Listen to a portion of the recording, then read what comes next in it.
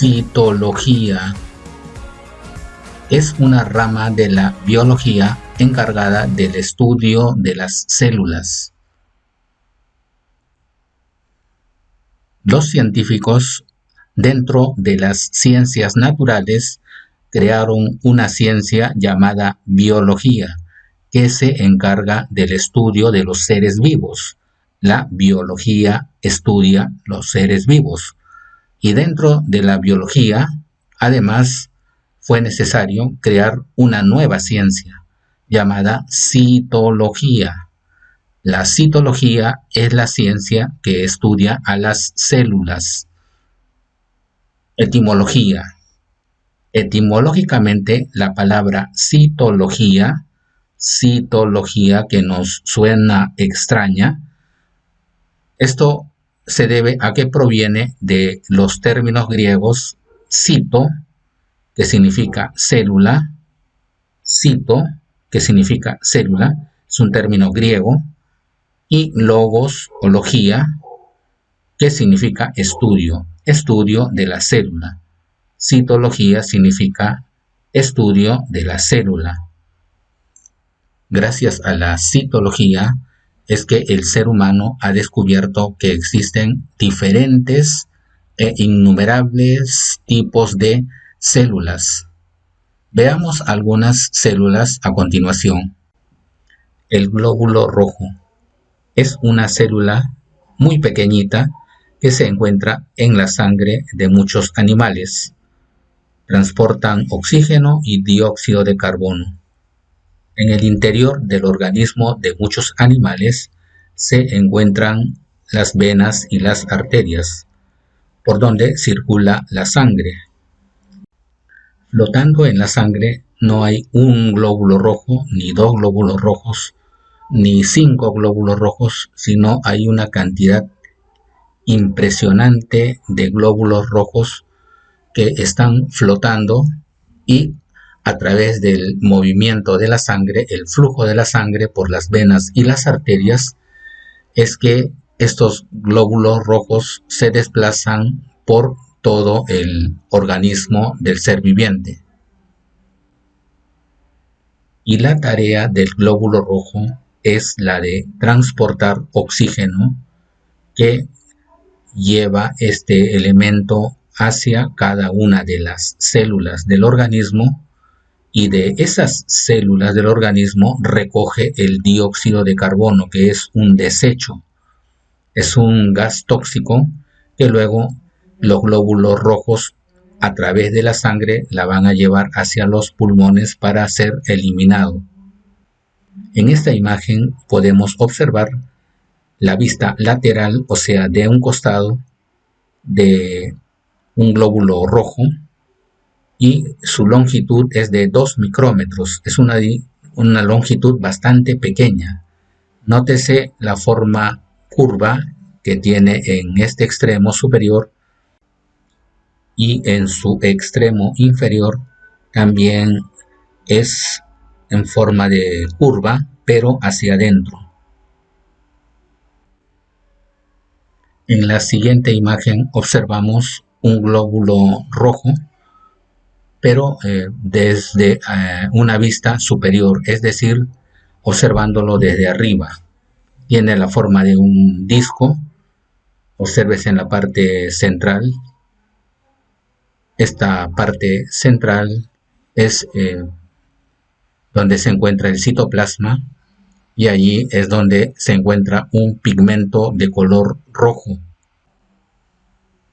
Ese pigmento de color rojo se denomina o se llama científicamente hemoglobina.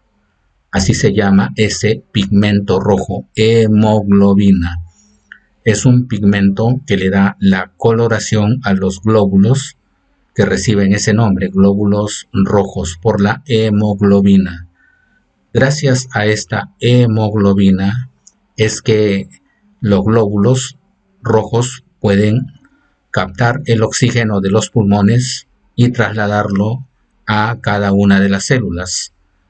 Y del mismo modo es que gracias a esta hemoglobina se captura el dióxido de carbono que es, como dijimos, un gas tóxico que va a ser eliminado por los pulmones. El ancho de un glóbulo rojo es aproximadamente de una distancia igual a 7,5 micrómetros. Es decir, de alto, el glóbulo rojo tiene un tamaño de 2 micrómetros y de ancho un tamaño o una extensión de 7,5 micrómetros. ¿Y qué es un micrómetro? Un micrómetro es una unidad de medida de la longitud que equivale a 10 a la menos 6 metros. 10 a la menos 6 metros. Esto, interpretado en la vida real, significa que si tenemos un metro, hay que dividirlo en 1.000.000 de partes, de pedacitos pequeños. O sea, un metro lo dividimos en 1.000.000 de pedacitos pequeños y cada uno de esos pedacitos viene a representar un micrómetro, que es un tamaño muy pero muy pequeñito, 1.000.000 de veces más pequeño que un metro. Este valor es un valor, por supuesto, microscópico.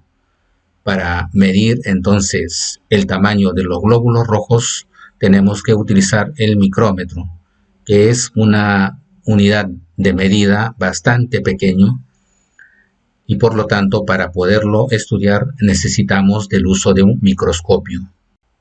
El glóbulo blanco es otra célula que, al igual que los glóbulos rojos, se encuentra en la sangre de muchos animales y se desplaza alrededor de todo el organismo a través del flujo de la sangre, por las venas y arterias. La tarea de los glóbulos blancos, que también se encuentran en una cantidad enormemente numerosa en el organismo de los seres vivientes, de muchos de estos seres vivientes a los que llamamos animales, es la de destruir los gérmenes que ingresan al organismo de los seres vivos. Alrededor de los animales y también de los seres humanos existen muchos microorganismos a los que llamamos gérmenes.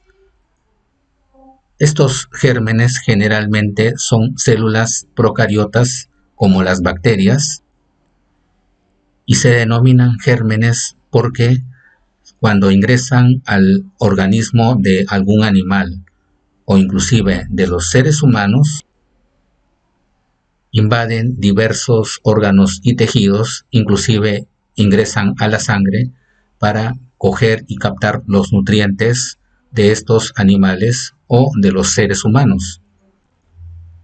Pero al hacerlo, provocan que estos seres vivientes llamados animales e incluso los seres humanos sufran diversas enfermedades que inclusive pueden provocarles la muerte. Por eso la naturaleza les ha dotado a los animales y a los seres humanos de unas células que circulan principalmente por la sangre y a las que llamamos glóbulos blancos. Son en una cantidad impresionante y están circulando buscando bacterias u otros microorganismos y se encargan de detectarlos, acercarse hacia ellos y destruirlos, generalmente mediante un proceso llamado fagocitosis. Aquí en esta imagen estamos viendo una célula que corresponde a un glóbulo blanco. A diferencia de los glóbulos rojos, no tienen una coloración. En realidad no son blancos, sino son glóbulos que se denomina de esa manera porque no poseen el pigmento rojo como sí lo presentan los glóbulos que así se denominan, glóbulos rojos. Estos glóbulos blancos apenas detectan una serie de microorganismos que están invadiendo al ser viviente, a los animales o a algún ser humano. Inmediatamente estas células las atrapan y las hacen ingresar a su interior, como si se las tragaran. A este proceso, como dijimos, se le llama fagocitosis. Hay muchas clases de glóbulos blancos, por eso tienen diversos tamaños. O sea, los glóbulos blancos no tienen un tamaño específico. Algunas de ellas son mucho más grandes y otras son mucho más pequeñas. Las células más grandes se denominan macrófago.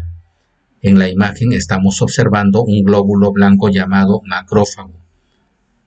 Macrófago. El macrófago se traga las bacterias y en su interior las destruye, como se observa en la imagen. Se nota aquí dos prolongaciones que se producen en la célula a modo de una especie de boca, y entonces las van rodeando y las atrapan y hacen que estas células que generan daño en el organismo, estos gérmenes, puedan ingresar al interior de la célula. En el citoplasma van a encontrarse con una serie de elementos que contienen ciertas sustancias que empiezan a destruir estas bacterias.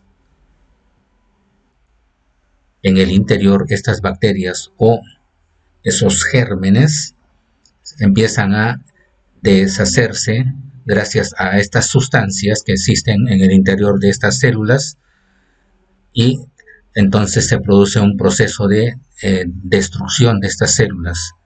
Todo ese proceso se denomina fagocitosis. Los glóbulos blancos también son microscópicos. La citología apareció con el descubrimiento del microscopio.